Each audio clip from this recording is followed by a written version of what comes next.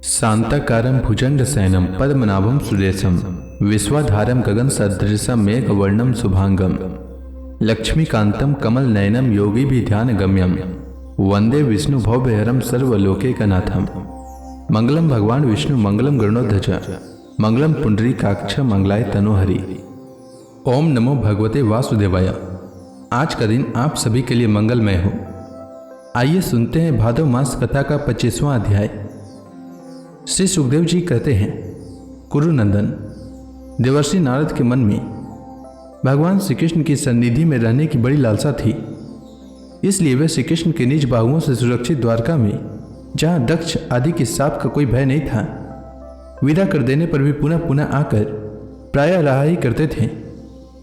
राजन, ऐसा कौन प्राणी है जिसे इंद्रियां तो प्राप्त हो और वह भगवान के ब्रह्मा आदि बड़े से बड़े देवताओं के भी उपास्य चरण कमलों की दिव्य गंध, मधुर मकरंद रस, अलौकिक रूप माधुरी, सुकुमार स्पर्श और मंगलमय ध्वनि का सेवन न करना चाहेगा, क्योंकि यह बेचारा प्राणी सब ओर से मृत्यु से ही घिरा हुआ है। एक दिन की बात है, देवर्षि नारद वसुदेव जी के यहाँ पधारे। वसुदेव जी ने उनका अभिवादन किया तथा आराम से बैठ जाने पर विधि पूर्वक उनकी पूजा की और इसके बाद पुनः प्रणाम करके उनसे यह बात कही। वसुदेव जी ने कहा, संसार में माता पिता का आगमन पुत्रों के लिए और भगवान की ओर अग्रसर होने वाले साधु संतों का पदार्पण प्रपंच में उलझे हुए दिन दुखियों के लिए बड़ा ही सुखकर और बड़ा ही मंगलमय होता है। परंतु भगवान, आप तो स्वयं भगवान में भगवत स्वरूप हैं। आपका चलना फिरना तो समस्त प्राणियों के कल्याण के लिए ही होता है। देवताओं के चरित्र भी कभी प्राणियों के लिए दुख के हेतु तो कभी सुख के हेतु बन जाते हैं। परंतु जो आप जैसे भगवत प्रेमी पुरुष हैं, जिनका हृदय, प्राण, जीवन सब कुछ भगवान में हो गया है, उनकी तो प्रत्येक चेष्टा समस्त प्राणियों के कल्याण के लिए ही होती है। जो लोग देवताओं का जिस प्रकार भजन करते हैं, देवता भी परछाई के समान ठीक उसी रीति से भजन करने वालों को फल देते हैं, क्योंकि देवता कर्म के मंत्री हैं, अधीन हैं। परंतु सत्पुरुष दिन वत्सल होते हैं, अर्थात जो सांसारिक संपत्ति एवं साधन से भी हीन हैं, उन्हें अपनाते हैं। ब्राह्मण, तथापि आपसे उन धर्मों के साधनों के संबंध में प्रश्न कर रहे हैं, जिसको मनुष्य श्रद्धा से सुन भर ले तो इस सब ओर से भयदायक संसार से मुक्त हो जाए।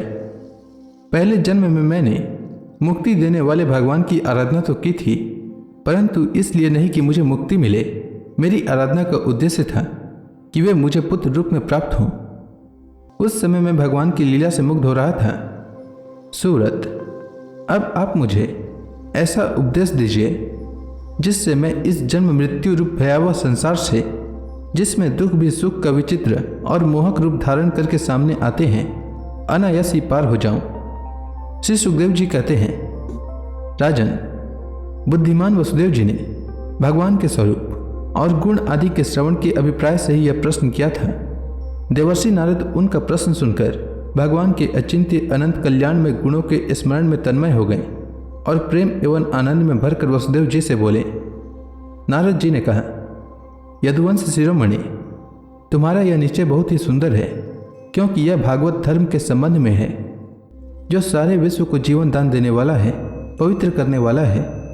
वसुदेव जी, यह भागवत धर्म एक ऐसी वस्तु है जिसे कानों से सुनने, वाणी से उच्चारण करने, चित्त से स्मरण करने, हृदय से स्वीकार करने या कोई इसका पालन करने जा रहा हो तो उसका अनुमोदन करने से ही मनुष्य उसी क्षण पवित्र हो जाता है, चाहे वह भगवान का एवं सारे संसार का द्रोही ही क्यों न रहा हो। जिनके गुण, लीला और नाम आदि का श्रवण तथा कीर्तन पतितों को भी पावन करने वाला है, उन्हीं परम कल्याण स्वरूप मेरे आराध्य देव भगवान नारायण का तुमने आज मुझे स्मरण कराया है। वसुदेव जी, तुमने मुझसे जो प्रश्न किया है, इसके संबंध में संत पुरुष एक प्राचीन इतिहास कहा करते हैं। वह इतिहास है ऋषभ देव के पुत्र 9 योगेश्वरों और महात्मा विदेह का शुभ संवाद। तुम जानते ही हो कि स्वयंभू मनु के एक प्रसिद्ध पुत्र थे प्रियव्रत। प्रियव्रत के अग्निद्र, अग्निद्र के नाभि और नाभि के पुत्र हुए ऋषभ देव। शास्त्रों में उन्हें भगवान वासुदेव का अंश कहा गया है। मोक्ष धर्म का उपदेश करने के लिए उन्होंने अवतार ग्रहण किया था। उनके 100 पुत्र थे और सब के सब वेदों के पारदर्शी विद्वान थे। उनमें सबसे बड़े थे राजर्षि भरत। वह भगवान नारायण के परम प्रेमी भक्त थे। उन्हीं के नाम से यह भूमिखंड, जो पहले अजनाब वर्ष कहलाता था, वह भारतवर्ष कहलाया। यह भारतवर्ष भी एक अलौकिक स्थान है। राजर्षि भरत ने सारी पृथ्वी का राज्य भोग किया, परंतु अंत में इसे छोड़कर वन में चले गए। वहां उन्होंने तपस्या के द्वारा भगवान की उपासना की और 3 जन्मों में वे भगवान को प्राप्त हुए। भगवान ऋषभदेव के शेष 99 पुत्रों में 9 पुत्र तो इस भारतवर्ष के सब ओर स्थित 9 द्वीपों के अधिपति हुए और 81 पुत्र कर्मकांड के रचयिता ब्राह्मण हो गए। शेष 9 सन्यासी हो गए। वे बड़े ही भाग्यवान थे। उन्होंने आत्मविद्या के संपादन में बड़ा परिश्रम किया था और वास्तव में वे उसमें बड़े निपुण थे। वे प्रायः दिगंबर ही रहते थे और अधिकारियों को परमार्थ वस्तु का उपदेश किया करते थे। उनके नाम थे कवि, हरि, अंतरिक्ष, प्रबुद्ध, पिपलायन, आविर्होत्र, द्रुमिल, चमस और करभाजन। वे इस कार्य कारण और व्यक्त अव्यक्त भगवत रूप जगत को अपने आत्मा से अभिन्न अनुभव करते हुए पृथ्वी पर स्वच्छंद विचरण करते थे। उनके लिए कहीं भी रोक टोक न थी। वे जहाँ चाहते चले जाते। देवता, सिद्ध, साध्य, गंधर्व, यक्ष, मनुष्य, किन्नर और नागों के लोकों में तथा मुनि, चारण, भूतनाथ, विद्याधर, ब्राह्मण और गौओं के स्थानों में वे स्वच्छंद विचरते थे। वसुदेव जी, वे सब के सब जीवन मुक्त थे। एक बार की बात है, इस भारतवर्ष में विदेह राज महात्मा निमि बड़े बड़े ऋषियों के द्वारा एक महान यज्ञ करा रहे थे। पूर्वोक्त 9 योगेश्वर स्वच्छंद विचरण करते हुए उनके यज्ञ में जा पहुंचे। वसुदेव जी, वे योगेश्वर भगवान के परम प्रेमी भक्त और सूर्य के समान तेजस्वी थे। उन्हें देखकर राजा निमि, आवनीय आदि मूर्तिमान अग्नि और ऋत्विज आदि ब्राह्मण सब के सब उनके स्वागत में खड़े हो गए। विदेह राज निमि ने उन्हें भगवान के परम प्रेमी भक्त जानकर यथा योग्य आसनों पर बैठाया और प्रेम तथा आनंद से भरकर विधि पूर्वक उनकी पूजा की। वे 9 योगेश्वर अपने अंगों की कांति से इस प्रकार चमक रहे थे मानो साक्षात ब्रह्मा जी के पुत्र सनकादि मुनीश्वर ही हों। राजा निमि ने विनय से झुककर परम प्रेम के साथ उनसे प्रश्न किया। विदेह राज निमि ने कहा, भगवान, मैं ऐसा समझता हूँ कि आप लोग मधुसूदन भगवान के पार्षद ही हैं, क्योंकि भगवान के पार्षद संसारी प्राणियों को पवित्र करने के लिए विचरण किया करते हैं। जीवों के लिए मनुष्य शरीर का प्राप्त होना दुर्लभ है।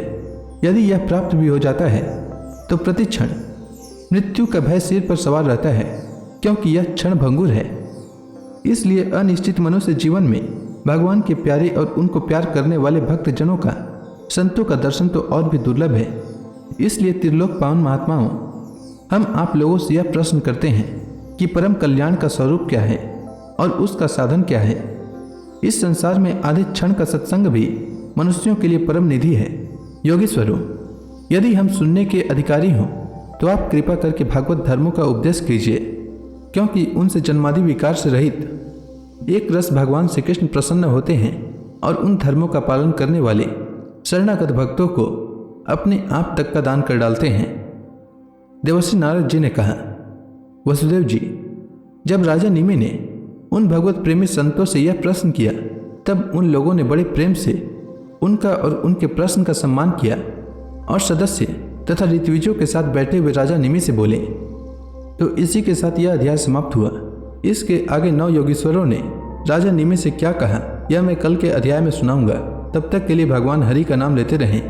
तो प्रेम से बोलिए, भगवान विष्णु की जय, श्री कृष्ण भगवान की जय, समस्त देवी देवताओं की जय।